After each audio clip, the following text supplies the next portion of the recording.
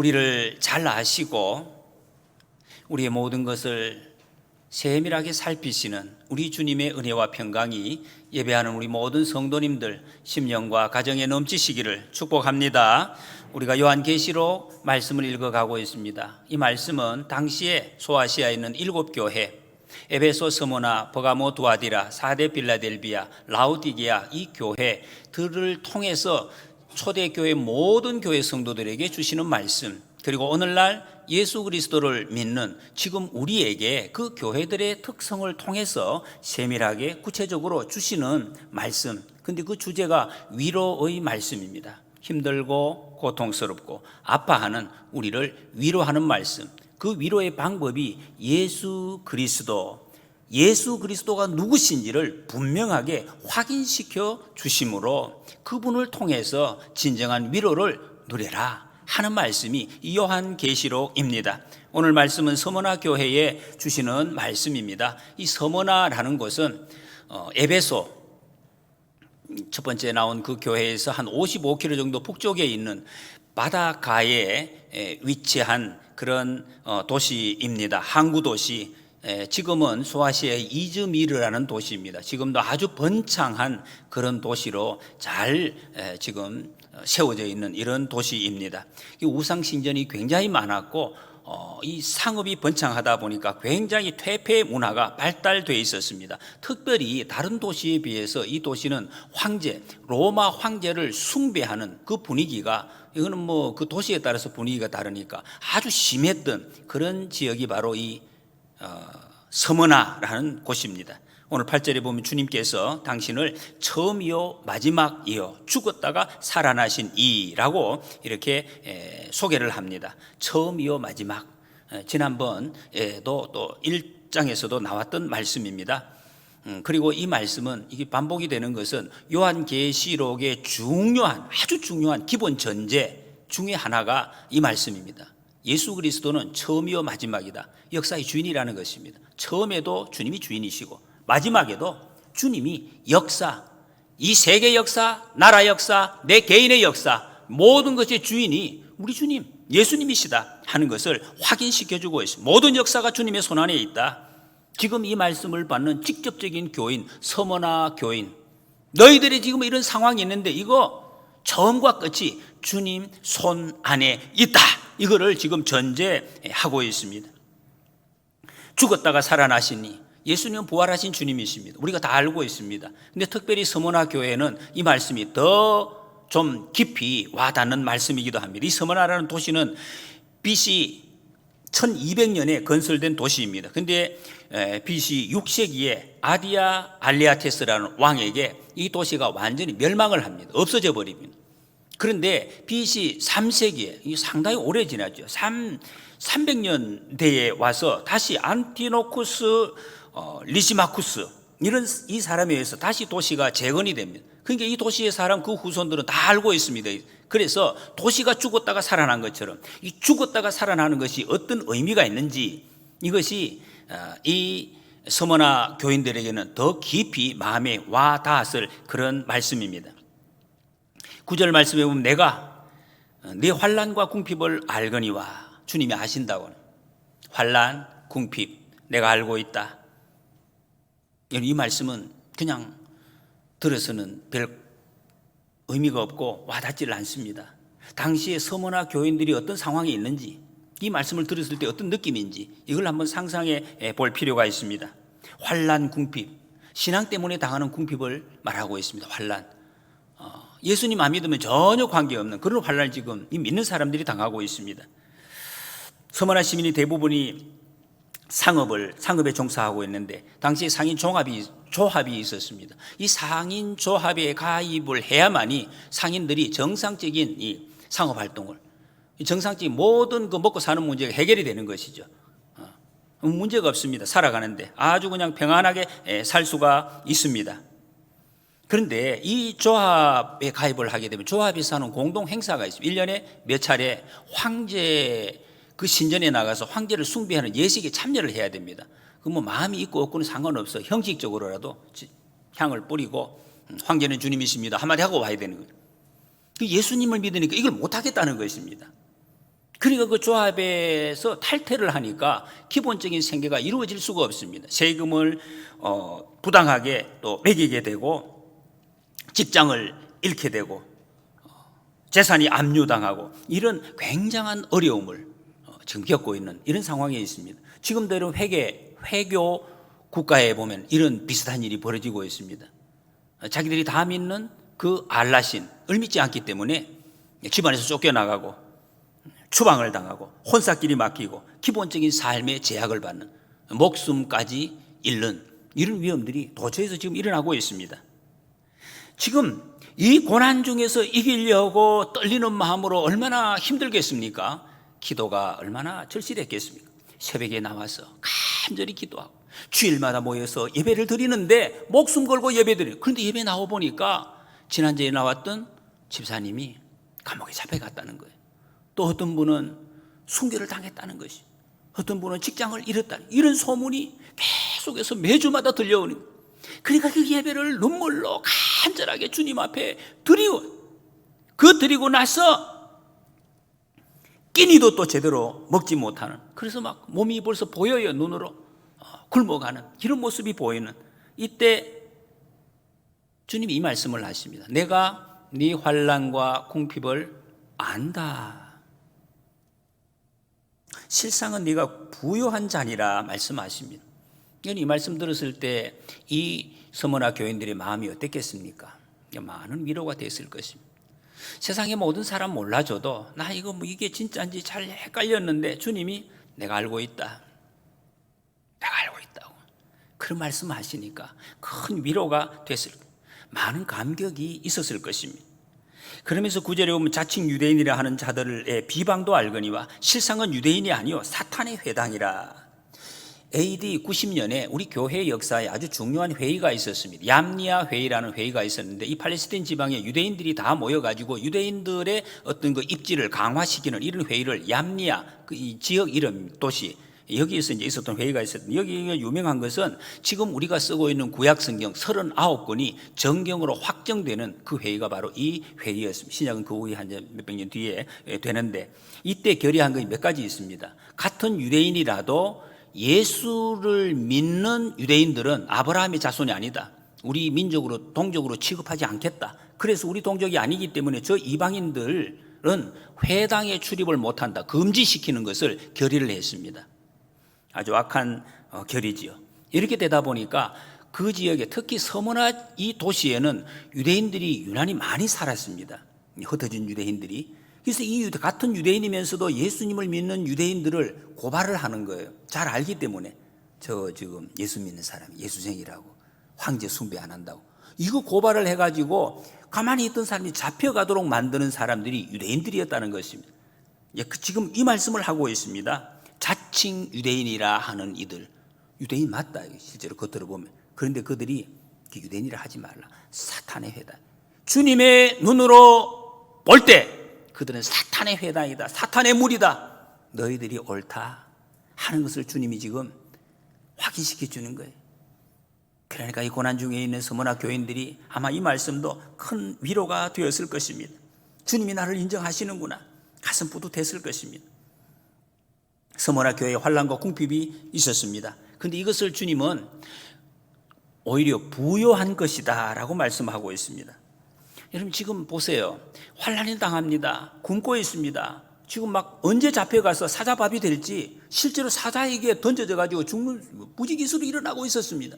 그런데 이런 불안한 순간을 지내고 있는데 주님께서 조금만 참아, 며칠 있으면 끝나, 이렇게 말씀하시면 상당히 위로가 많이 될 것 같은데, 조금만 참아라, 곧 끝난다 이래 하지 않고, 이 지금 당하고 있는 것이 너희에게 부요한 것이다.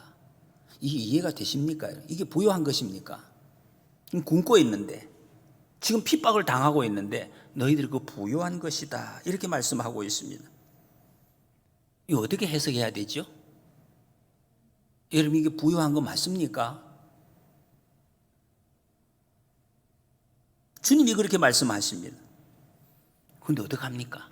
주님이 그렇게 말씀하셨는데, 내가 아무리 봐도 이게 부요한 것이 아닌데, 이 굶는 것인데, 어려운 것인데, 가난한 것인데 주님이 부요하다, 그럼 부여한 것이죠. 회의에서 결정이 돼가지고 예수 믿는 유대인들은 유대인들이 아니다, 그 결정한다고 사람이 뒤바뀝니까? 내가 유대인이 아닙니까? 내가 예수 안 믿는 사람이 됩니까? 그리 될 수는 없죠. 회의에서 결정했거나 말거나 상관이 없습니다. 내가 얼마나 환난을 내 몸으로 느꼈다 안 느꼈다, 이게 중요한 게 아니에요. 판단은 주님이 하십니다. 주님이 뭐라고 하셨느냐, 이게 중요한 것이죠. 주님이 부여하다 하셨으면 부여한 것입니다. 여러분, 판단은 우리가 하는 것이 아닙니다. 내 인생이 내가 망했다, 그게 내가 결정하는 것이 아니에요. 주님이 결정하십니다. 내 개인과 교회와 나라와 온 세계 역사의 결론은 주님이 내십니다. 여러분, 이 주님을 믿으시기 바랍니다. 주님이 뭐라고 하셨느냐, 이게 중요한 것입니다. 서머나 교회의 환난과 궁핍의 현실, 여기에서 실제로 맞죠. 힘듭니다. 힘든 거 맞습니다. 근데 하나님의 시각으로 보면 이게 부요한 것이다, 부요합니다. 아직도 아마 잘 이해가 안 되시는 분이 분명히 계실 것입니다. 그게 왜 그런가요? 리처드 원브란트가 창설한 VOM이라는 순교자의 소리, 여러분 지금 인터넷에 들어가면 이 순교자의 소리에서 나오는 많은 정보들을 볼 수가 있습니다. 거기서 나온 책 중에 주를 위해 죽다, 주를 위해 살다라는 책이 있습니다. 그 내용에 보면 이제 박해받는 그 성도들의 여러 상황들을 거기에 기록을 해놓은 것이에요. 사우디아라비아에 있었던 일, 박해받는 기도인들, 무타와라는 사우디의 그 종교 경찰입니다. 믿는 사람, 예수 믿는 사람들 잡아가는 사람, 프라브 이삭이라는 이 사람을 집을 급습을 합니다. 그래서 거기서 컴퓨터를 압수를 하는데 그 컴퓨터 속에 그 지역의 동네에 예수 믿는 사람들의 명단이 다 적혀져 있다는. 그러니까 압수해 가서 그 다음에 체포된 사람이 에스킨더 맹기스라는 사람. 왜 체포되느냐? 그 컴퓨터에 명단이 나왔기 때문에 하나씩 잡아가는 것입니다. 그 다음에 윌프레드 칼리우악이라는 사람이 또 체포가 됩니다. 이 사람은 구속되다가 몸이 시퍼렇게 멍들고 이렇게 고문을 또 당하게 됩니다. 자, 이런 하나씩 잡혀가는 거예요. 이때 그 주변에 남은 사람들, 예수님 믿는 사람들 마음이 어떻겠습니까? 무슨 걱정을 해야 되겠습니까? 어떤 염려를? 내 이름이 그 블랙리스트에 올라 있으면 어떡하나? 내 이름이 그 컴퓨터에 적혀 있으면 어떡하나? 이걸 염려해야 됩니까? 아니면 내 이름이 거기에 안 올라 있으면 어떡하나? 이걸 걱정해야 됩니까? 여러분, 거기에 이름이 올려져 있으면 정말 낭패입니다. 오늘이 될지 내일이 될지 몰라도 이거 잡혀가서 이제 아주 고난을 겪어야 될 것입니다. 그런데 거기 이름이 안 올라 있으면 어떻게 됩니까? 지금 잡혀가서 낭패 겪는 것과는 비교할 수가 없죠. 어떻게 내가 매를 맞는 거하고 지옥에 떨어지는 거하고 그걸 비교할 수 있겠습니까?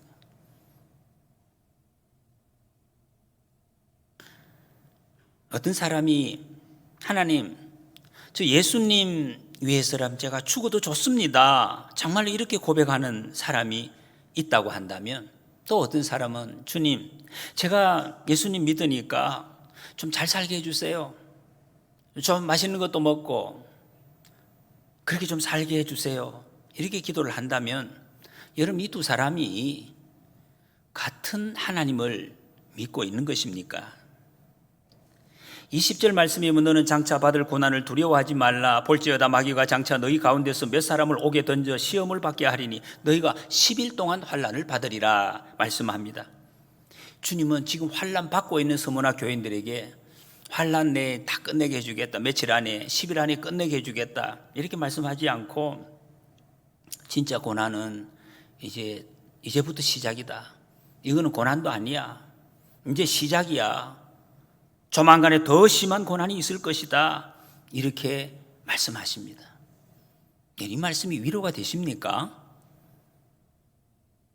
정말 실제로 서머나에서 이후에 계속해서 투옥을 당하고 사자 먹이로 던짐을 당하고 순교하는 사람이 많이 나오고 있습니다. 대표적으로 서머나 감독인 폴리캅이라는 분이 또 화형을 당하는 이런 일도 있었습니다.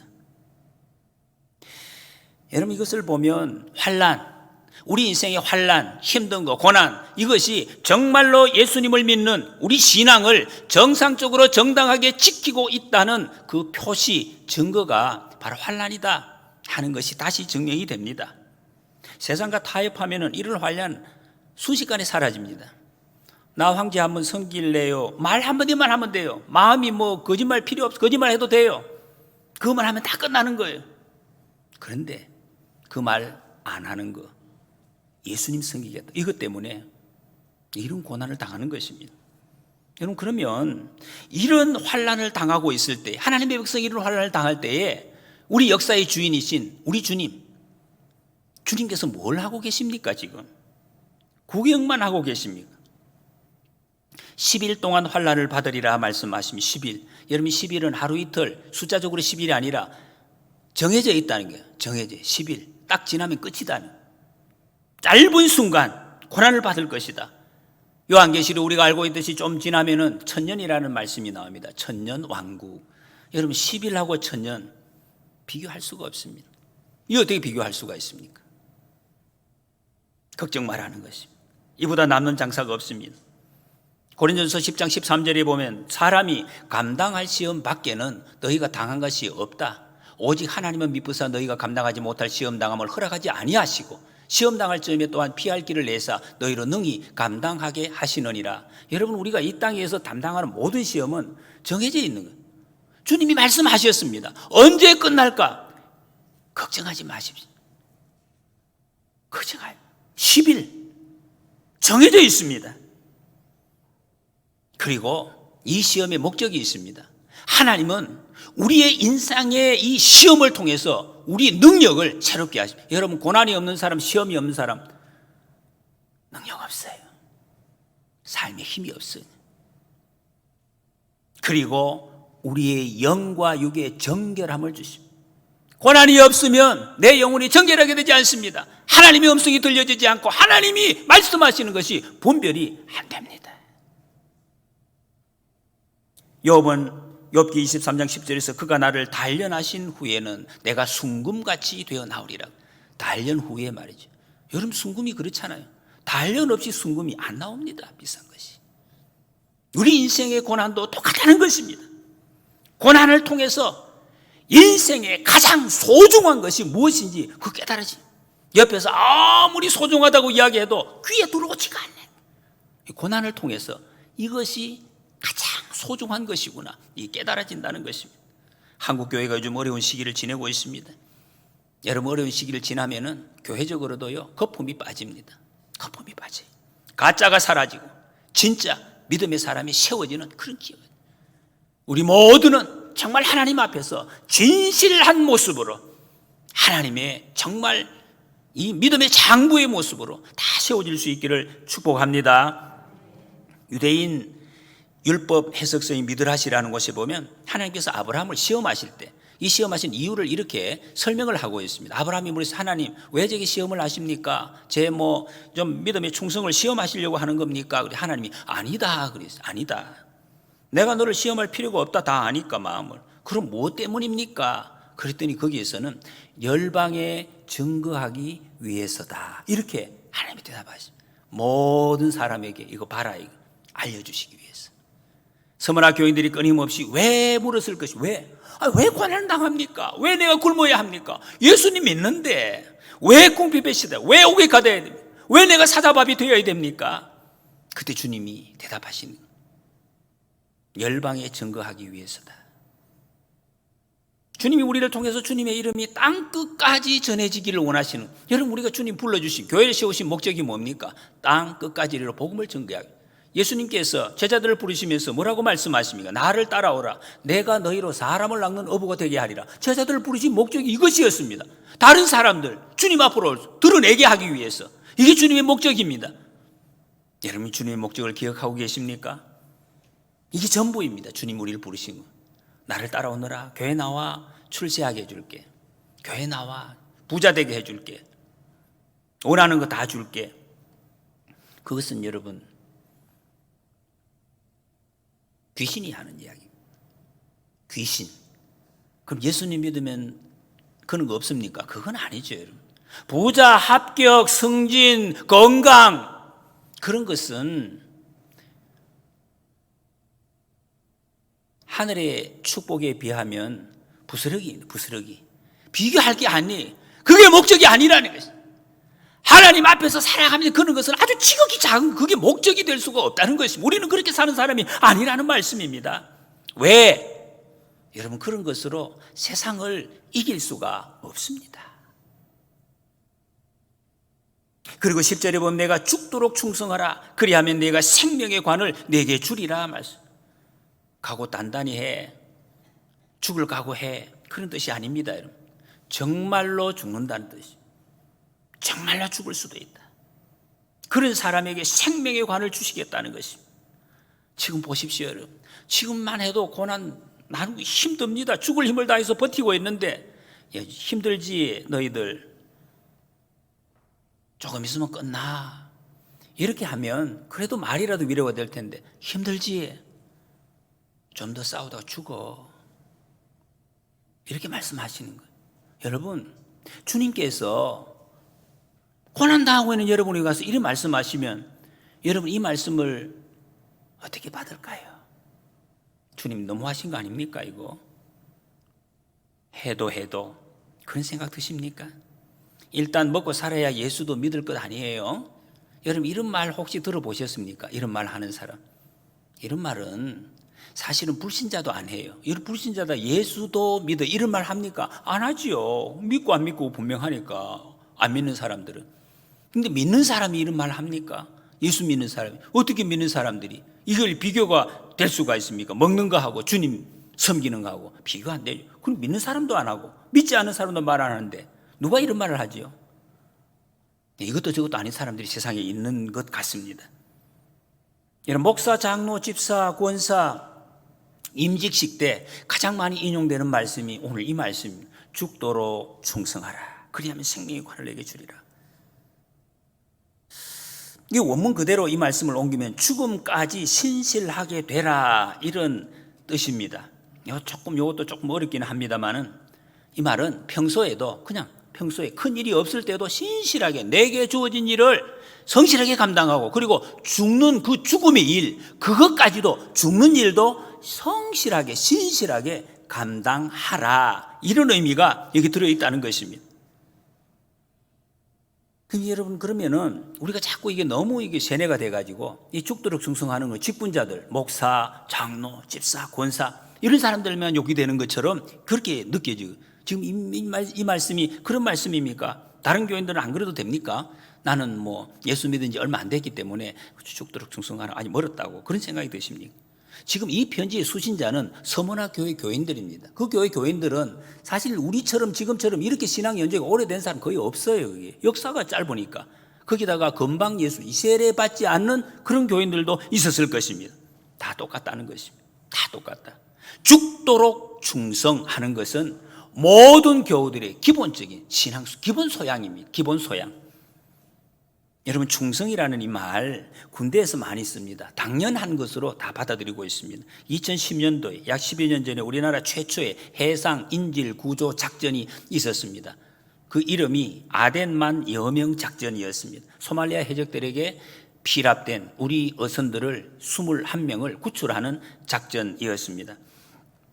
이 상황에서 그 계획을 세울 때는 어떤 일이 벌어질지 모른다는 구출할 수도 있지만 구출하다가 인질들이 죽을 수도 있고 또 대원들이 죽을 수도 있고 다 죽을 수도 있고 살 수도 있고 어떤 상황이 벌어질지 모른다는 것입니다. 그때 투입된 부대가 우리나라에서 세계 최강이라고 알려진 UDT 해군 특수부대였습니다. 훈련을 철저하게 받고 가는데 그 전에는 비밀이 붙여졌지만 그 후에 이제 인터뷰를 한 내용이 나왔습니다. UDT 대장이 이런 말을 했습니다. 그때 계획을 세울 때 우리 작전 목표는 인질을 전원 구출하는 것입니다. 대원들의 사상은 작전 성공 여부에 포함되지 않습니다. 이 말을 하더라고요. 여러분 보세요. 이거 뭡니까? 대원하고 저 인질하고 뭐가 다르죠? 대원들은 다 구출하는데 나중에 이 작전이 성공했느냐 실패했느냐를 따질 때는 대원들이 몇 명 죽었느냐는 아무 관계없다. 이 성공 여부하고는. 이렇게 이야기를 하더라고. 내 죽는 것은 쉽게 말해서 아무것도 아니에요. 저 인질을 구로만 하면 이거는 끝난 것이다.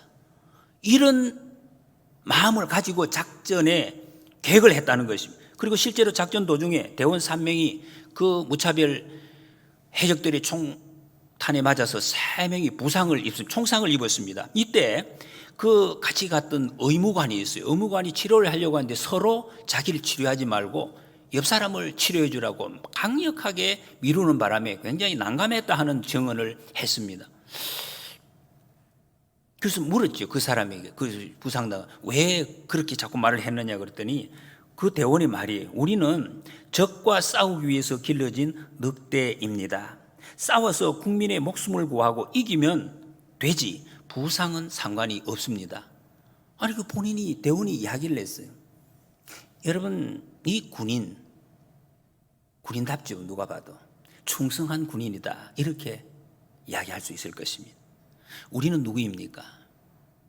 성경은 우리를 영적 전쟁터에서 사탄과 싸우는 십자가 군병, 군사가 되라, 군사라고 말씀합니다.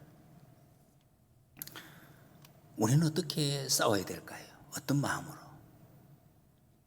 제가 보육자 시절에 조훈 목회 스승님을 만났습니다. 조훈 교육을 받았습니다.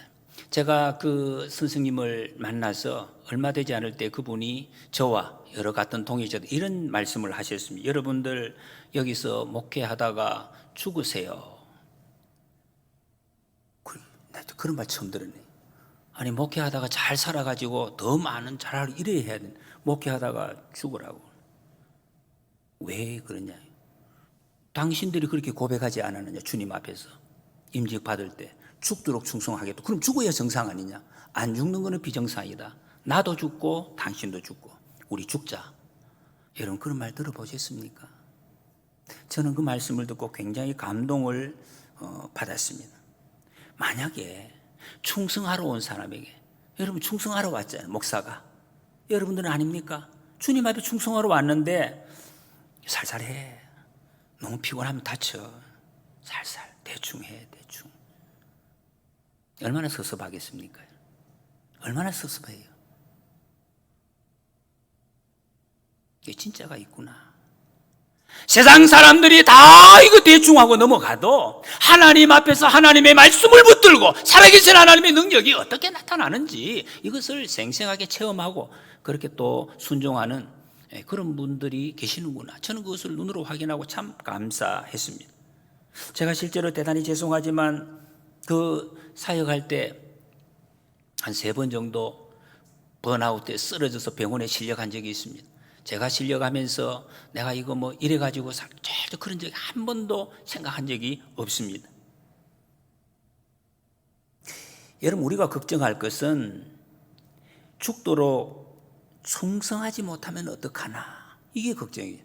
내가 죽도록 충성하지 못하면 어떡하나 이것이 걱정인 것이지 내가 충성하다가 죽으면 어떡하나. 죽으면 어떡해? 죽으면 어떡해? 내 자식들은 어떡하나? 내 가정 어떡하나? 어떡하죠 여러분?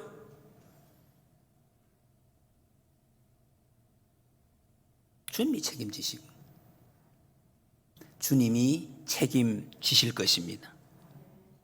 그렇게 무책임한 말이 어디 있어요? 당신 죽이면 자식들 어떻게 할 거예요? 주님이 책임지십니다. 여러분 이것을 주님이 책임지시지 못하시면 주님이 아니죠. 주님이 아니시죠. 그런 주님은 여러분 모든 소망이 세상에 있으면 세상 떠나는 것이 무섭습니다. 내가 떠나면 어떡하나? 내가 떠나면 어떡하나? 이 걱정에 붙잡혔어. 우리가 정작 두려워해야 될 것은 따로 있다고 성경이 말씀합니다. 둘째 사망. 둘째 사망. 교회에 있는 자는 성령이 교회들에게 하시는 말씀을 들을지어다. 이기는 자는 둘째 사망의 해를 받지 아니하리라. 지금 서머나 교인들을 핍박하는 로마 총독, 권세자들 영원한 죽음 이걸 모릅니다. 어렴풋이는 알아도 믿지를 못하는 거예요. 뭐지, 둘째 사망이 있나? 생명의 관이 있나? 있습니다. 주님께서 준비해 놓고 있어요. 생명의 관을 씌워주시겠다고. 둘째 사망이 실제로 조만간에 너희들 앞에 나타날 것이라고. 두 번 태어난 사람, 예수 그리스도의 십자가로 두 번 태어난 사람은 한 번 죽습니다. 한 번 태어난 사람, 중생하지 못한 사람은 둘째 사망이 앞에 기다리고 있을 것이다. 그 약속하고 있습니다. 거듭난 사람은 둘째 사망이 없습니다. 육체의 죽음을 맞이한 다음에 영원한 죽음을 맞지 못한 사람은 맞게 된다는 것입니다. 여러분, 주님은 우리에게 부활 생명을 예비해 놓으시고 죽도록 충성하라 이렇게 말씀하시면 그러면 된다는, 죽도록 충성하는.